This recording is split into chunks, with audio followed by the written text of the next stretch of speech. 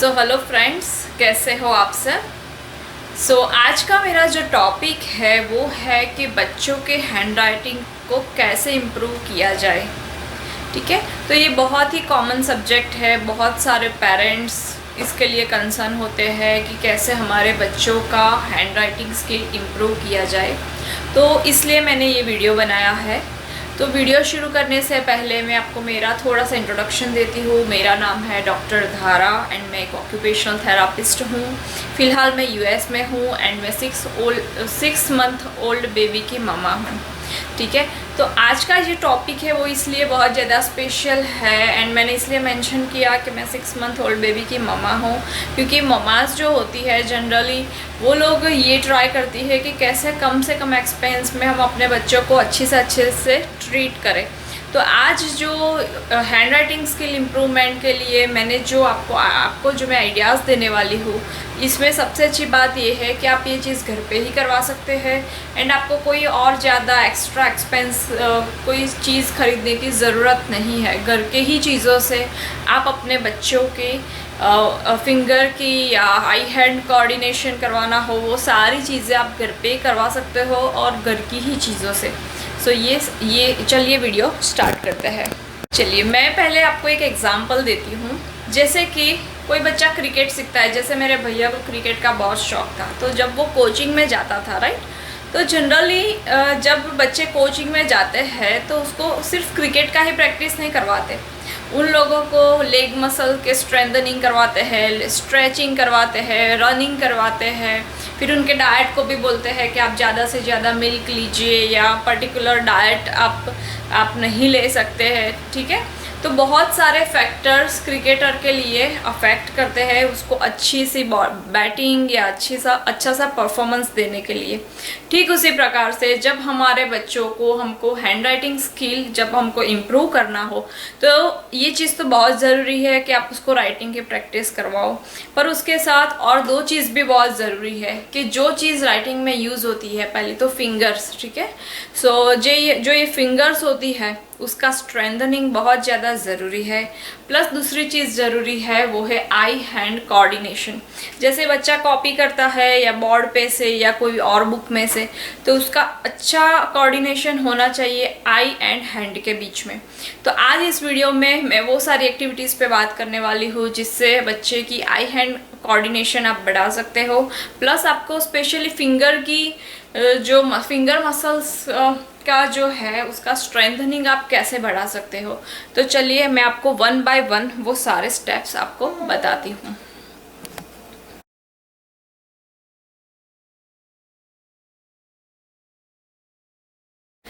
पहला जो मेरा पॉइंट है वो है आई हैंड कोऑर्डिनेशन। जैसे मैंने आपको थोड़ी देर पहले ही बताया कि आई हैंड कोऑर्डिनेशन बहुत ज़्यादा इम्पॉर्टेंट है। बच्चा जब कॉपी करता है या बच्चा जब बोर्ड पे से स्कूल में भी कोई भी कॉपी में से या तो बोर्ड में से जब वो लिखता है तो वो बहुत ज़रूरी है। बहुत सारी एक्टिविटी है जिससे आई हैंड कोऑर्डिनेशन इम्प्रूव होता है। जैसे कि बच्चा अगर बास्केटबॉल खेलता है या तो बहुत सारी एक्टिविटीज़ जैसे मैंने पिक्चर में भी बताया है जो घर पे भी आप करवा सकते हो। बहुत सारी ऐसी गेम्स आती है। तो प्लस कोई पर्टिकुलर टारगेट पे कोई चीज़ डालनी हो तो उस टाइप की जो गेम होती है उसमें आई एंड हैंड का कोऑर्डिनेशन होना बहुत ज़रूरी है। तो हम ऐसी एक्टिविटी करवा सकते हैं।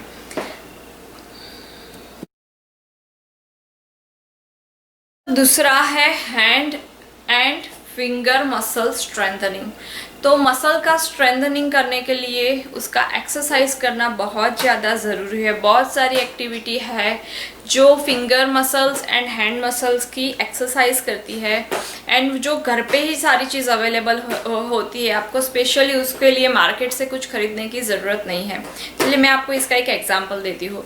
जैसे कि ये पेपर है, ठीक है, तो आप बच्चे को कौन सी एक्टिविटी करवा सकते हो, उसको बच्चे को अच्छा भी लगता है तो पेपर को ऐसे करना। ठीक है, फिर आप ऐसे करके उसको और जैसे मैंने उसको और उसके लिए चैलेंजिंग बना दिया, देखा आपने।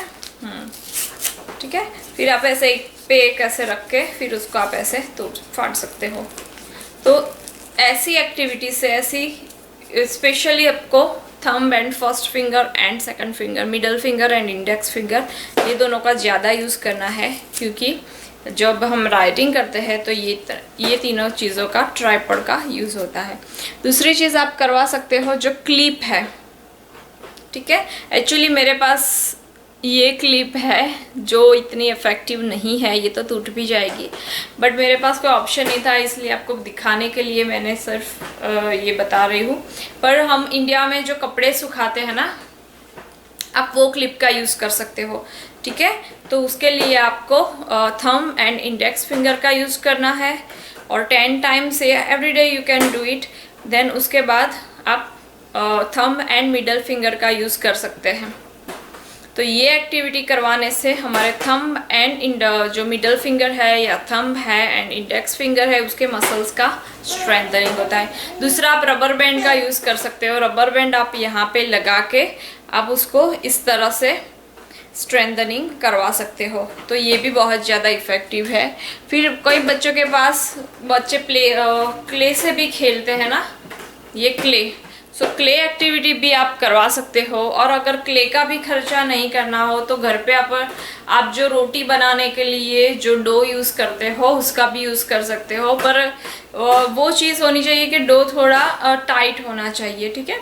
तो इस तरह के से आप फिंगर की एक्टिविटी करवा सकते हो एंड इस तरह से आप इसको तोड़ना, ठीक है। ये मेरा जो क्ले है इतना हार्ड नहीं है, पर जिस तरह से ये अभी नया है, पर जैसे बच्चे यूज़ करते हैं ना, ऐसे ऐसे वो चीज़ें ये क्ले हार्ड हो जाती है।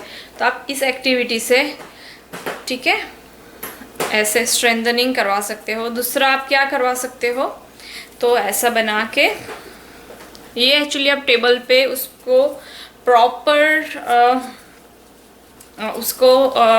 प्रॉपर पोजीशन में कर सकते हो, पर अभी फ़िलहाल मैं आपको कैमरे के लिए ऐसे दिखा रही हूँ, 2 फिंगर्स के बीच में ऐसे, ठीक है। मैंने इसको ऐसे रखा और फिर आप बच्चे को बोल सकते हो कि प्रेस करो। It's very tough, you know, it's very tough. ये इतनी स्मूथ क्ले है, फिर भी it's tough, you know, see. So you can do this kind of activities to improve this kind of activities. So आप every fingers में ये करवा सकते हो। तो ये जो एक्टिविटी है वो बहुत ज़्यादा इफ़ेक्टिव है बच्चों का फिंगर का एंड हैंड का स्ट्रेंथनिंग करवाने के लिए। और दूसरी चीज़ आप करवा सकते हो जो वो स्माइली बॉल आता है, ठीक है, उस पर भी आप पूरा हैंड के मसल्स का स्ट्रेंथनिंग करवा सकते हो।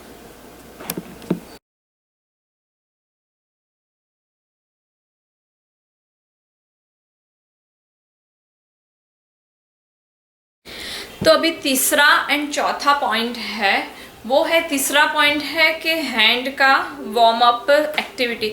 जैसे आप कुछ चीज़ बच्चे को लिखाने के लिए बैठते हो, तो पहले जैसे अगर हमको क्रिकेट करना है या तो कोई और स्पोर्ट करना है, तो कैसे लोग वार्म अप करते हैं थोड़ा, मतलब नो, तो उस हिसाब से आप फिंगर का भी ये सारा, इससे हमारे ब्रेन को भी स्टिमुलेशन मिलता है, नो। सो ऐसे आप ये सारी चीज़ों से आप फिंगर की लाइट एक्टिविटी से उसको वार्म अप करवा सकते हैं।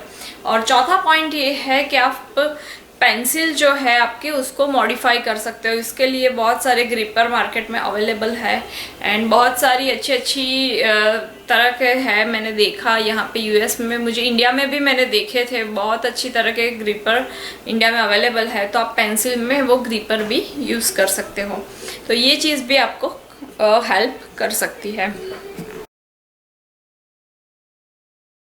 और जो लास्ट पर वो जो सबसे इम्पॉर्टेंट जो पॉइंट है वो मैंने सबसे लास्ट में रखा है ताकि मैं उसका डिस्कशन अच्छी तरह से कर सकूं। तो वो है कि writing practice, you know. So writing, hand writing अच्छा करने के लिए राइटिंग प्रैक्टिस करना बहुत ज़रूरी है। उसमें मैं आपको 2 सजेशन दे सकती हूँ। एक, आप वर्कशीट का यूज़ कर सकते हैं, जिसमें बहुत सारी ऐसी वर्कशीट्स आती है, मार्केट में अवेलेबल होती है, जिसमें जो लाइन होती है, जैसे कि पर्टिकुलर बच्चे को आपको डॉट्स होते हैं, नो, ऐसे मैंने देखा है। और आप जैसे कि वर्टिकल लाइन है, हॉरिजॉन्टल लाइन है, ऐसे आप डिफरेंट टाइप की लाइंस बना सकते हो। बच्चों को भी आप डॉट से वो करवा सकते हो। दूसरा आप क्या करवा सकते हो कि जैसे कि आपने फॉर एग्जांपल इंग्लिश मीडियम का स्टूडेंट है, ठीक है, तो हम A to Z जैसे मैंने लिखाया, फिर आप चेक कर सकते हो कि बच्चों के कौन से लेटर इसका इतना अच्छा नहीं है हैंड राइटिंग में।